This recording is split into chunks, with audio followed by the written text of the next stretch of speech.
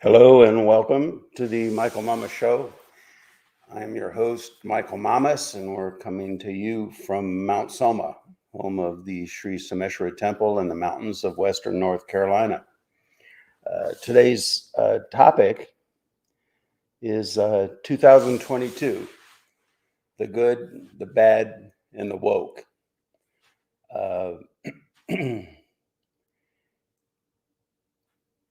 Again, we like to take a step back in these series of broadcasts and sort of take a look at the big picture.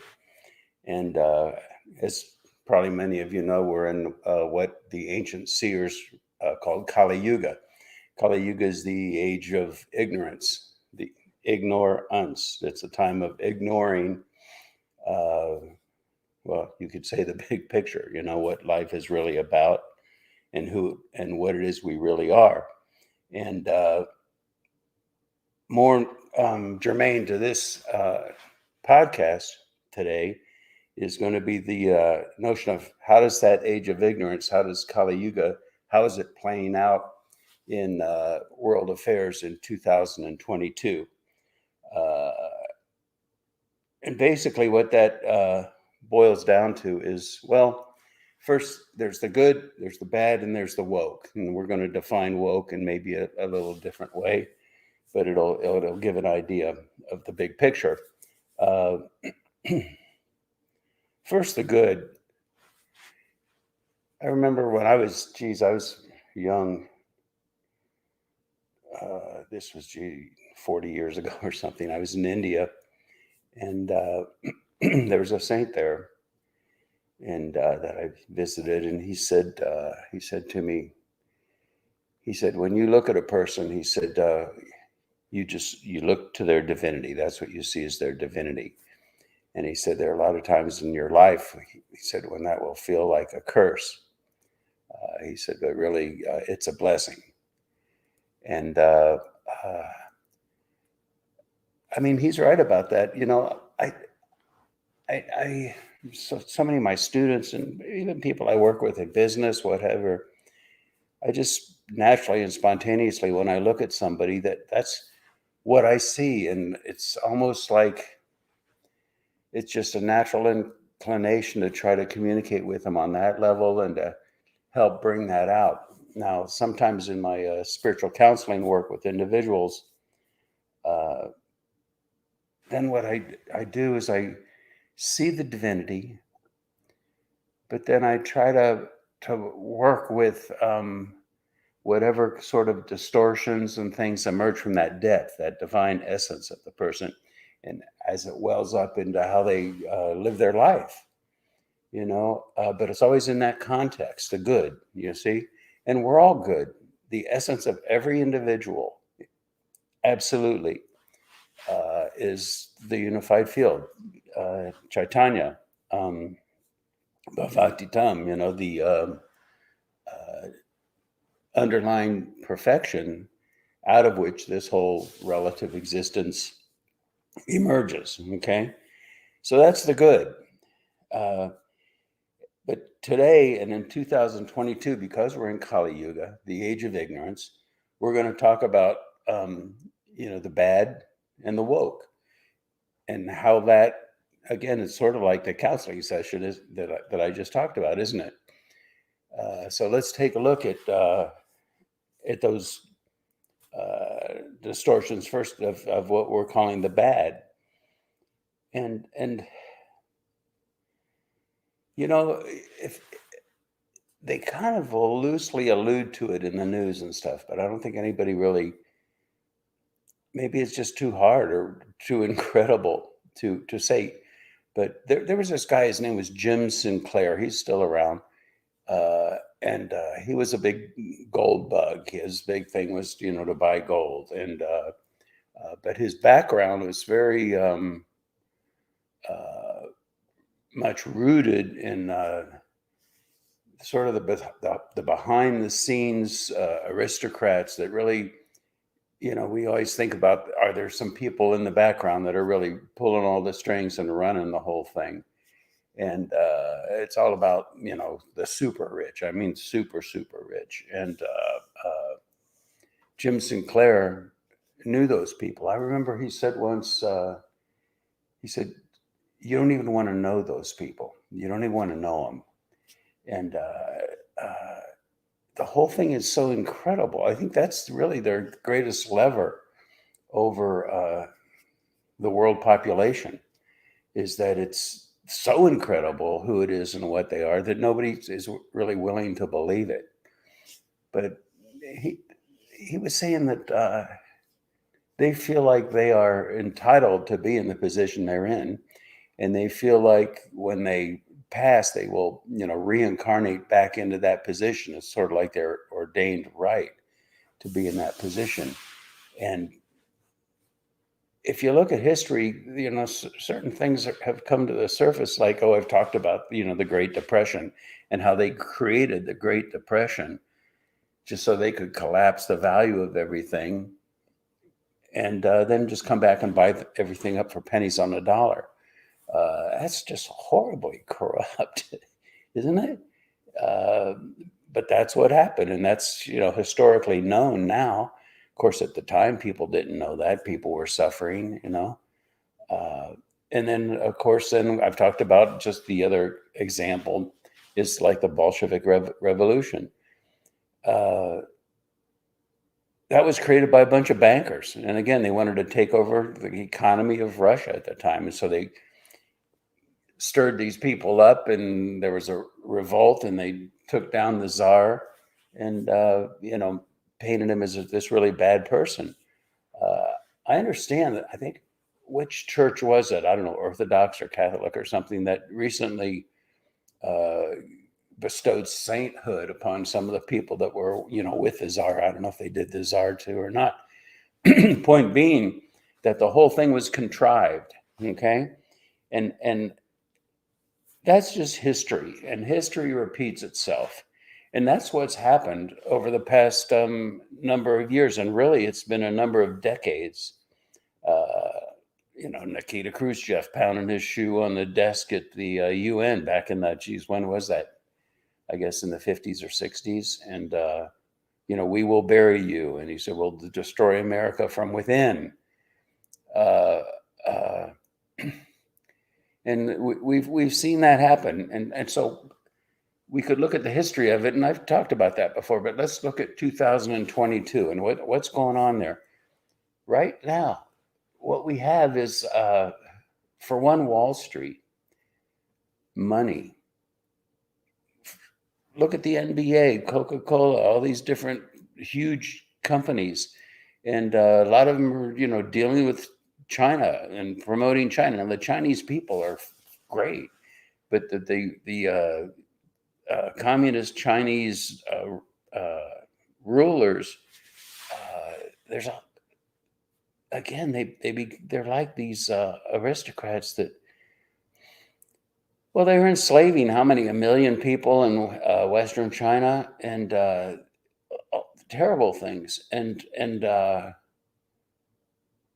but these big multinational corporations that we have continue to deal with them because of the money. It's for the money. And then we've got people like, there are a number of them. One of them is George Soros, for example, who, is funding Antifa, uh, and so many things like that, putting extremely liberal people in positions, district attorneys in different states and cities, things like that. And it's a system. It's an approach. In fact, you can even read Saul Lewinsky, or there are different books you can read where they talk about how the communists come in, and they did it in Venezuela, Cuba, a lot of different countries. They've at least attempted to do it, and where they've been successful, what do? First, they come down, they break down the culture, they tear down all the statues, they like undermine the history, they create groups and subgroups, polarize them against one another. And in this country, that's all going on. Well, isn't it? Tearing down the statues and pitting groups against one another. All of a sudden, the racism thing is so big. Uh, religion is another big thing, and so all this polarization gets created. And what is it? What does that do? It breaks down the culture. And how do they do that? How do they achieve that? Well, it's a matter of manipulating the mentality of the people. In 2022, 2021, also it was this woke movement. The Black Lives Matter. One of the leaders, one of the originators of Black Lives Matter said, "We are Marxists."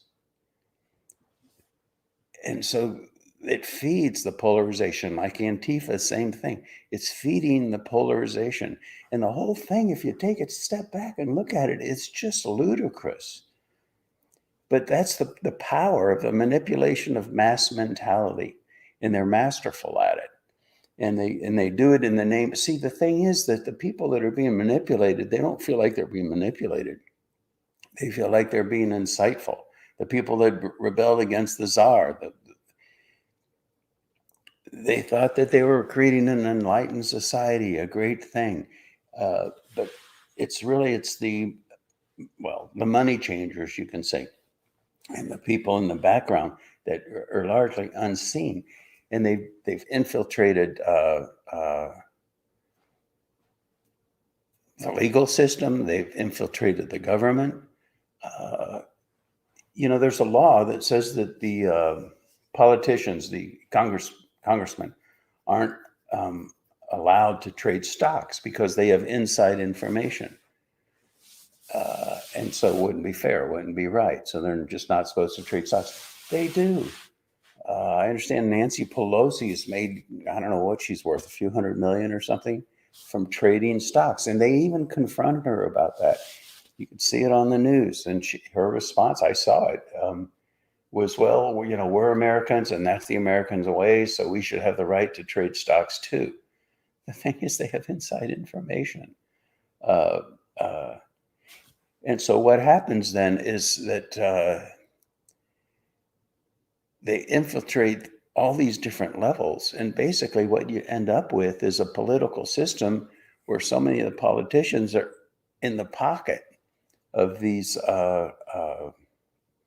people who are behind the scene, and these people that you don't even want to know. And the real power they have is nobody can even believe that anybody could be that corrupt. And so we just don't believe it. Even, see, here's the thing too. A lot of the we call them the puppets and stuff. They don't even necessarily. A lot of them don't. They don't even know they're puppets. They're woke. They have this notion that's gotten created of how the world should function. But what's happening now is that the people, they're taking a step back and they're saying, wait a minute, this is just too far out. The emperor has no clothes, Uh, and I think a real thing where they went too far, and this is also a very typical approach, take over the children. If you can take over the children, and if you can segregate the children from their parents, then you can infiltrate the culture and take the culture over. And that's been a big thing that they're obviously doing. But that's where people really stood up. And these are our kids, And so people really started to take a step back and look at it. And plus, they just went too far with Antifa burning down buildings and all that stuff. But I want to give you the concept here and then invite you to take a step back. And when you see things on the news or whatever, to discern. Oh, I guess we could say to be a little skeptical of what you're being told. You know, just another example. And I've talked about this before, but ivermectin, hydroxychloroquine, it's turning out those things work. And I talked about Udar Production in India, how ivermectin was a panacea it just saved that whole state, which was just ravaged by the virus. why do they squelch that when it works? And there are plenty of people, even physicians, who've treated thousands of people and they get tremendous results. But it's because you have the big pharmaceutical companies that can't make any money on it. The patent ran out. And you see that in so many different things. You've got the military industrial complex, you've got the pharmaceutical industrial complex, you don't have lobbyists for ivermectin because nobody's going to pay them. They can't make any money on it. So the whole thing is just so crazy.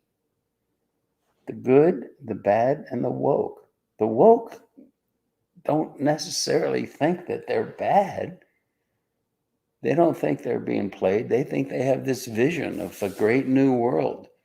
But everything, people are waking up, and it's going to change, and it is changing, and that is 2022.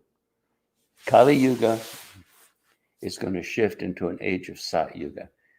What does that mean? It's going to be a whole transformation in the way people think, the way they function. In Kali Yuga, they say the Rakshasas, the negative energies, they dwell within people. In other ages, in other yugas, they dwell other places. But now we have to find within ourselves the good and see where these momentum of mass mentality that these people behind the scenes are so good at manipulating. And we need to take a step back and look at that. And then you can decide for yourself, what the truth is. Adi Shankara, great saint, he used to say the spiritual path is a path of discernment. It's a path of discernment. We have to be discerning with respect to our understanding of our own spirituality, our own religion. It goes so far beyond just emotional indulgence or fanaticism. It's a path of discernment, and discernment isn't just intellectual. It's also really feeling deeper into our hearts, more reflective, going beyond our emotional, impulsive reactions and feeling deeper than emotions. I remember once in one of my lectures, I said that spirituality lies beyond thoughts and beyond emotion. And it just was a shock to me. Somebody, a wonderful lady, she put up her hand. She said, well, what else is there?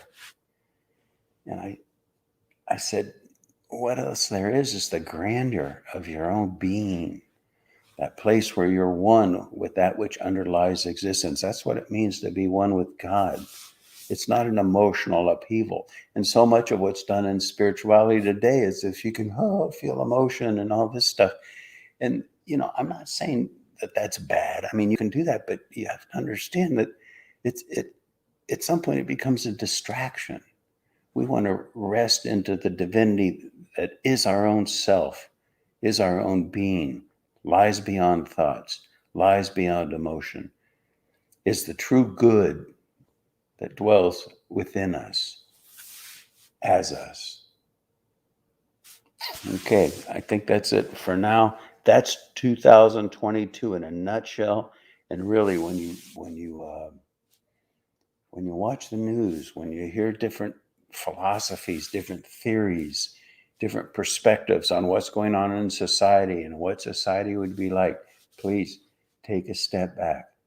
Feel deep into yourself, deep into your own being. Reflect, ponder, discern, and realize that that's a subtle art and it's not an impulsive reaction.